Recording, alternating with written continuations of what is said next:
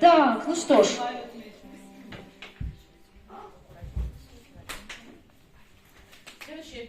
Следующая песня у нас, вот представьте себе, что вот даже вот обычная жизнь, уже все случилось, вот живут ребята, живут.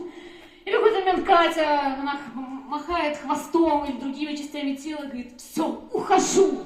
Ухожу, и Кацман понимает, что Катю как рыбу нужно отпустить, я там не говорю, отпустить на вольные хлеба. Страсти.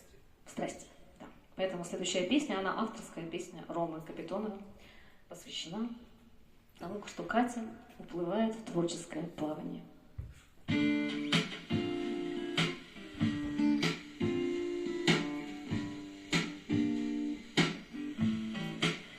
Пливи, рибо, пливи, ось твої острови, ось твоя трава, ось твоя стернова, править твій маршрут, шиє тобі парашут, пасе тебе в глибині, при своєму стерні, коли зелені зірки падають в гирло ріки, тоді твоя стернова промовляє слова.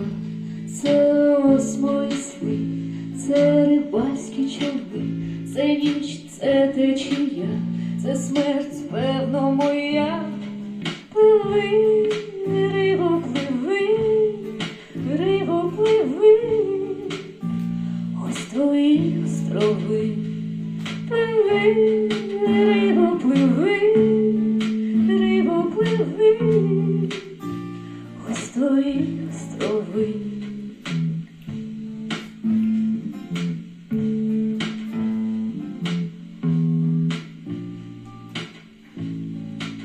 Життя – це тиша і сміх, його стане на всіх, його вистачить всім коханням моїм.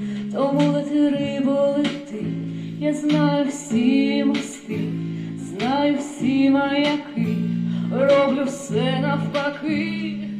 Пливи, рибо, пливи, рибо, пливи, ось твої острови.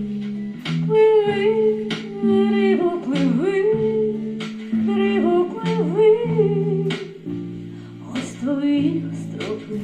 Лише твої слова, лише таємниці й дива, лише сповідь і піс в одному з портових міст. Кохай, рибу, кохай, хай безнадійно, хай без жодних надій, радій, рибо, радій. Пливи, рибо, пливи, рибо, пливи, ось твої острови. Пливи, рибо, пливи, рибо, пливи, ось твої острови.